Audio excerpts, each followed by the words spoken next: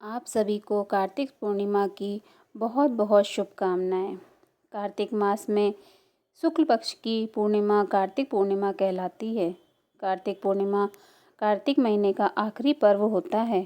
कार्तिक पूर्णिमा को भारत के कई इलाकों में त्रिपुरारी पूर्णिमा या गंगा स्नान के नाम से भी जाना जाता है। कार्तिक पूर्णिमा के दिन भगवान विष्णु और माता लक्ष्मी जी की पूजा का भी विधान है। कहते हैं कि सच्चे मन से भगवान विष्णु जी की आराधना करने से सारी मनोकामनाएं पूरी हो जाती हैं। कार्तिक पूर्णिमा के खास दिन पर जप, तप और दान का विशेष महत्व बताया गया है। शास्त्रों के अनुसार कार्तिक माह परम पावन पर्व होता है। जब कार्तिक पूर्णिमा कृतिका नक्षत्र में आती है तो इसे महाकार्तिक कहा जाता है, जिसका बहुत महत्व होता है।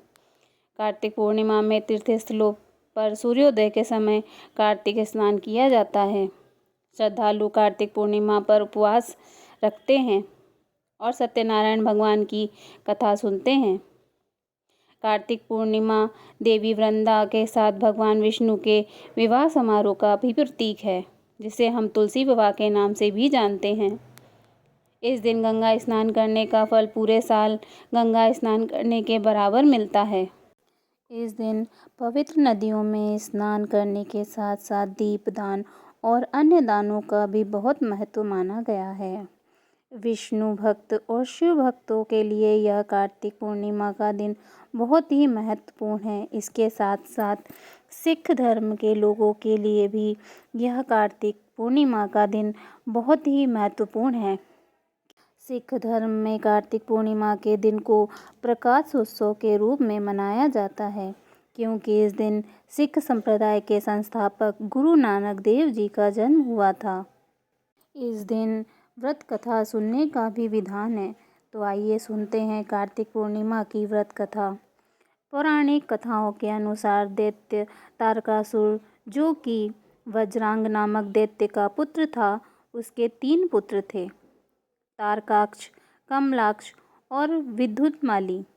जब भगवान शिव के पुत्र कार्तिकेय ने तारकासुर का वध कर दिया तो उसके पुत्रों को बहुत दुख हुआ। उन्होंने देवताओं से बदला लेने के लिए घोर तपस्या की और ब्रह्मा जी को प्रसन्न कर लिया। जब ब्रह्मा जी प्रकट हुए तो उन तीनों ने उनसे अमर होने का वरदान मांगा, लेकिन ब्रह्मा जी ने इसके अलावा कोई दूसरा वरदान मांगने को कहा। तब उन तीनों ने ब्रह्मा जी से कहा कि वह उनके लिए 3 नगरों का निर्माण कर दें। वह उनके नगरों में बैठकर सारी पृथ्वी पर आकाश मार्ग से घूमते रहें। 1000 साल बाद जब वह तीनों एक जगह मिलें, उस समय उनके तीनों नगर मिलकर एक हो जाएं। तो जो देवता उन्हें एक ही बाण से नष्ट कर सकेगा, वही उनकी मृत्यु का कारण होगा। ब्रह्मा जी ने उन्हें वरदान दे दिया। ब्रह्मा जी का वरदान पाकर तारकाक्ष, कमलाक्ष और विद्युन्माली बहुत प्रसन्न हुए। ब्रह्मा जी के कहने पर मैदानव ने उनके लिए 3 नगरों का निर्माण किया। उनमें से एक सोने का, एक चांदी का और एक लोहे का था।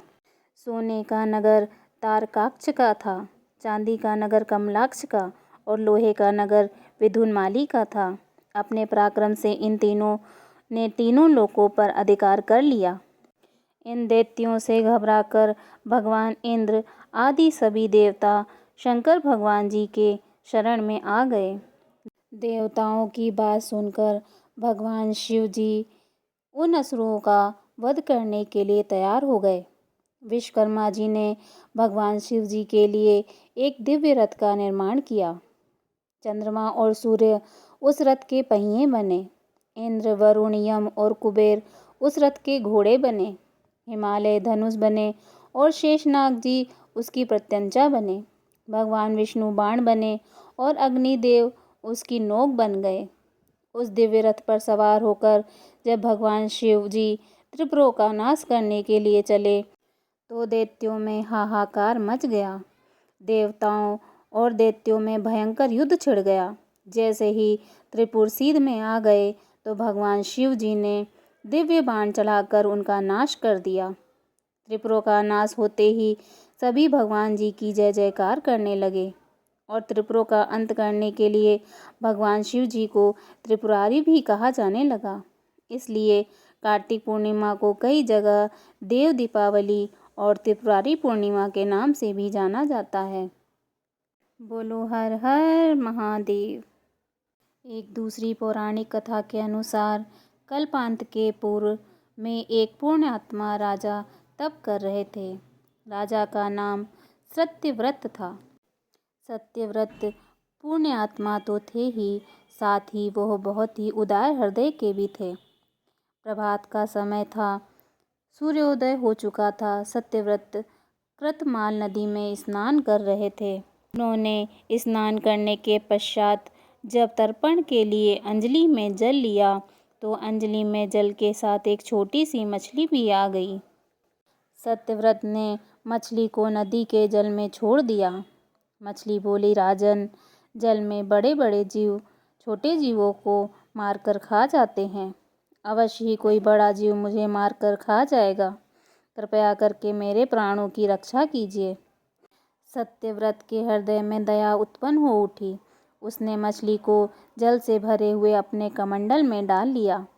तभी एक आश्चर्यजनक घटना घटी। एक रात में मछली का शरीर इतना बढ़ गया कि कमंडल उसके रहने के लिए छोटा पड़ने लगा।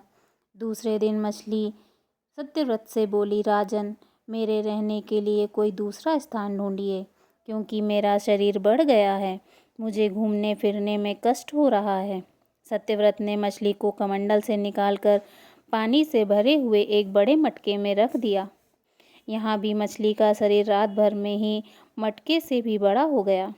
मटका भी उसके रहने के लिए छोटा पड़ने लगा।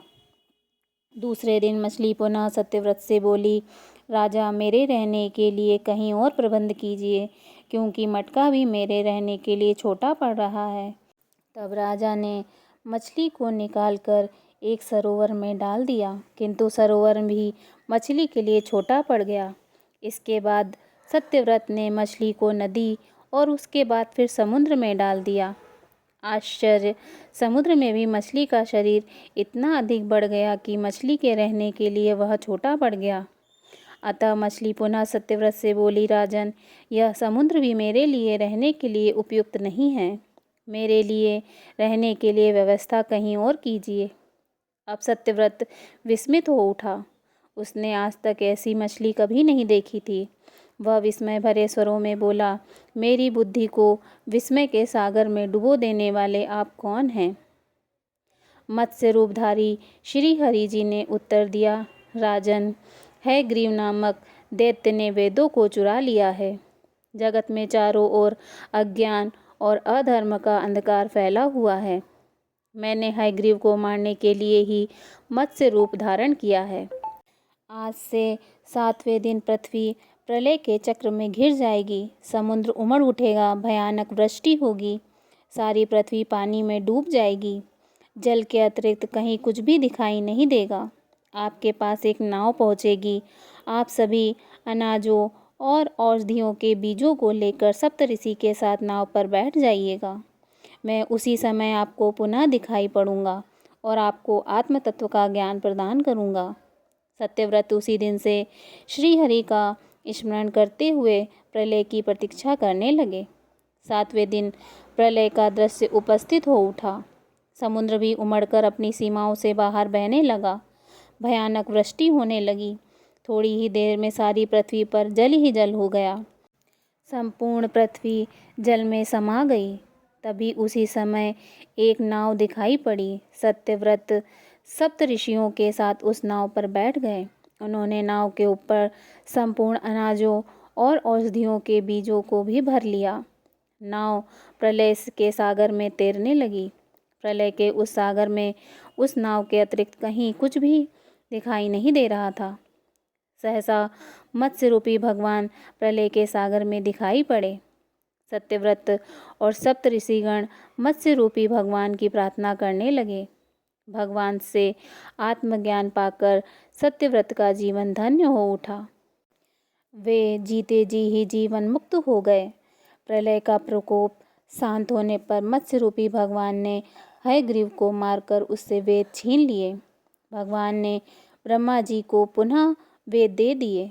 इस प्रकार भगवान ने मत्स्य रूप धारण करके वेदों का उद्धार किया, साथ ही संसार के प्राणियों का भी अमिट कल्याण किया। बोलिए विष्णु भगवान की जय।